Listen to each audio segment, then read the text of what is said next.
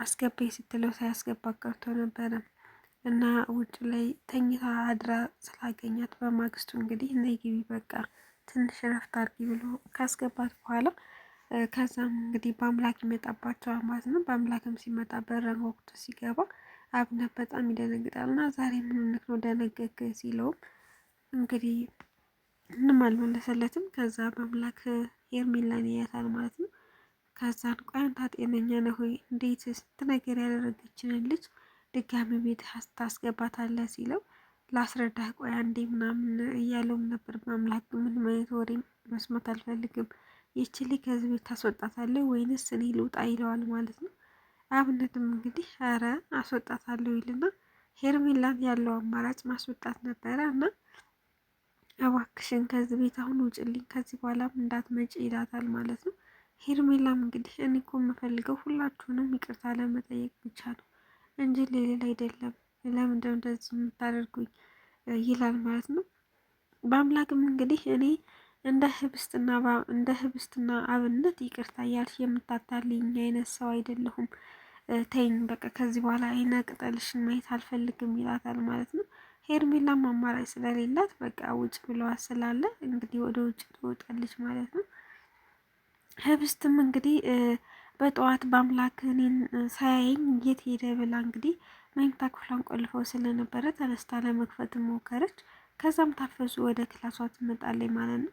ታፈሱንም እንግዲህ እኔ የምልሽ ሁሉም ሰው ወጣ እንዴ ማለቴ ቤቱ ጭር ብሏል ምናምን ስትላትም እና ቢወጡስ በአንቺ በር ነው እንደሚመላለሱት ምን ቸገረሽ እያለቻትም ነበር ታፈሱ። ህብስትም አይ አይደለም የሆነ ነገር ብቻ ልታወራት የፈለገች ይመስላል። እና ታፈስም እንግዲህ አቤት መቼም በአምላኬ ሳያይ ስለሄደ ነው አይደለ ቅር ቅር ብሎሽ ነው አይደል ይላታል ትላታለች። እሷም እንግዲህ አዎ ሳያኝ እንዴት ሄደ ብዬ ነው ትልና እንግዲህ ተመልሶ ይመጣ ይሆናል ወፎ ሲንጫጩ ነው እሱ የሄደው ትላታለች ማለት ነው። ህብስትም እንግዲህ አማራጭ ስለሌላት ዝም ትላለች እና ከታፈስ ጋር እንደዚህ እያወሩ እያለ ስልክ ይደወልላትና ህብስት ስልክ ለማውራት ትሄዳለች ማለት ነው ወደ አልጋዋ። ስልክም ስታወራ እንግዲህ በአምላክ ነው ብላ ጠብቃ ነበረ፣ ግን አቢነዘር ነበር የደወለላት ማለት ነው። አቢነዘርም ደውሎ እኔ የምልሽ ህብስት ምን አይነት ሁኔታ ላይ ነው ያለሽው? ግን ምንም እያማርሽኝ አይደለም። ሲጀመር እዛ ቤት ውስጥ ሁሉም ሰው አይፈልጉሽም፣ ሁሉም ሰው ለጥቅም ብሎ ነው አንቺን ለማጥመር ነው። ግን ማለት ያለሽበት ሁኔታ ራሱ ምን አይነት ሁኔታ ነው? አንደኛ አባትና እናት አለኝ ትያለሽ፣ ግን ያ ሰውዬ ላንቺ አባትሽ ነው ወይ እያለ ጠበቅ ያለ ጥያቄ ሲጠይቃት ነበረ። ህብስትም አቤነዘር ለእኔ ስላሰብክልኝ በጣም አመሰግናለሁ፣ ግን የሆነ ነገር ላደርግ ብትል እኔን እየጠበቀኝ ሳይሆን እየጎዳኝ ነው ማለት ነው ትላለች ማለት ነው። እና ምንም ነገር እንዳያደርግ እንግዲህ ነግረዋለች። ከዛ ግን ምን ያደርጋል ማለት አርፎ ይቀመጣል የህብስትን ትዕዛዝ ሰምቶ፣ ወይንስ ደግሞ በራሴ ነገሮችን ሁላ ማድረግ እችላለሁ፣ እንደውም ተይው አንቺን ለአንቺ ባልነግር ባላማክርሽ እያላት ነበር። እና ሌላም ነገር እንግዲህ ተሳስቷል ማለት ነው በዛሬው ቀንም። እናም በአምላክና አብነትም እንግዲህ ተመካክረው ምን እናድርግ የአቶ አለምን ጉዳይ ብሎ ተመካክረው ነበረ። መጨረሻ ላይም እንግዲህ ህብስትን ማግባት እፈልጋለሁ ብሎ ለአለም እንዲያሳምነው ያደርጋል ማለት ነው። እናም እንግዲህ ከአብነት ወደ አለም ቢሮ ይመጣል ማለት ነው። ሲመጣም እንግዲህ ምን አዲስ ነገር አለ ምን ላይ ደረስክ ሲለውም ህብስትን ላገባት ወስኛለሁ ይለዋል ማለት ነው። አባትየውም ደስ ይለውና እንግዲህ በጭብጨባ ደስ ይለዋል ማለት ነው እና ወደ ስሩ ይመልሰዋል። እና ከዛም ከአቶ አለም ቢሮ ሲወጣ እንግዲህ ታፈሱ ለማናገር ሞክራ ነበር፣ ጥረት አድርጋ ነበር፣ ግን ደግሞ አልተሳካላትም። ትንሽ አውርተዋል ግን ብዙም አልተሳካላትም ማለት ነው። እና ህብስት እንግዲህ የት ሄዳ ሊሆን ይችላል የሚለውን እንግዲህ በአምላክ እየጠበቃት ስለነበረ ባዶ ቤት እየተንጎራደረ ነበረ። ምክንያቱም ከወደ ቤት ሲመለስ ህብስት ቤት ውስጥ አልነበረችም፣ አቢነዘር ጋ ሄዳ ስለነበረ ማለት ነው።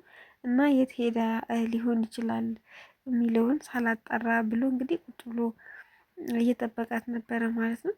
አቶ አለምም እንግዲህ አብነትና ህብስትን ባልና ሚስት ለማድረግ እያጠጋጋቸው ነው፣ ለእነሱ ይምሰል ማለት ነው። እና እያጠጋጋቸው ስላለ ወደ ውጭም እንግዲህ ወታችሁ ወክ ማድረግ ትችላላችሁ ብሎ ስለፈቀደላቸው ወደ ውጭ ዝም ብለው ወጣ ብለው ነበረ እና ስትመለስም እንግዲህ ህብስት ስትመለስ አልረሳላትም።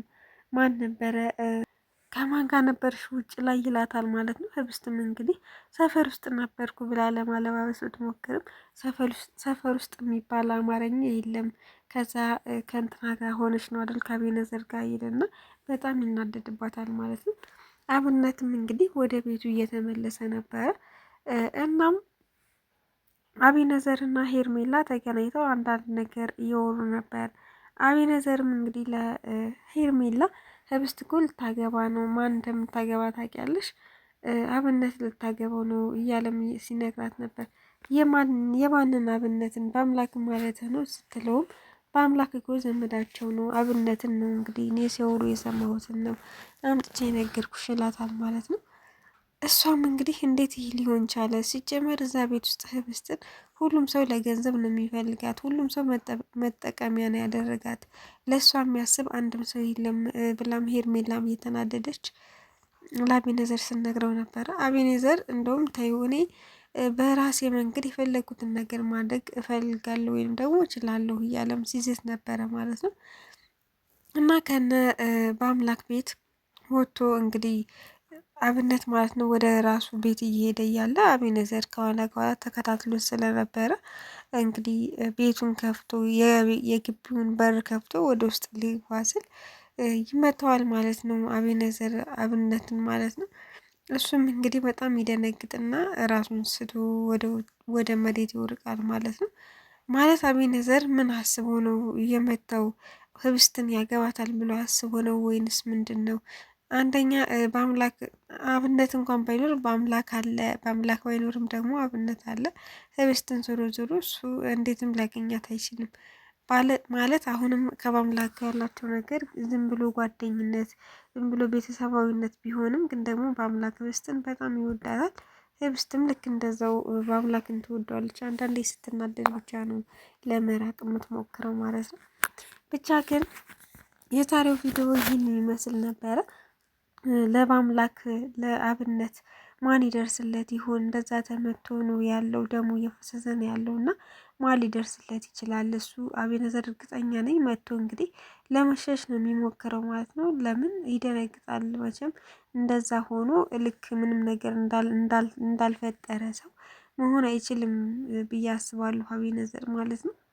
እና ይህን ነገር ስትሰማ ህብስትስ ምን ትል ይሆን?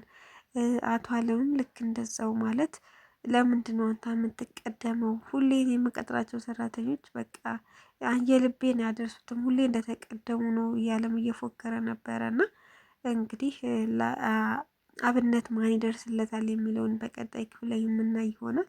ሰላም ውድና የተከበራችሁ ቤተሰቦች በያላችሁበት ሰላማችሁ ብዙ ትርፍርፍ ይበልልኝ። ላይክ፣ ሸር፣ ሰብስክራይብ ያደረጋችሁ አበረታቱኝ። አስተያየት ካላችሁ ኮሜንት ላይ ጻፉልኝ ይላለሁኝ። ቀጣይ ቪዲዮ እስክንገናኝ መልካም ጊዜ ይሁንላችሁ። አመሰግናለሁ።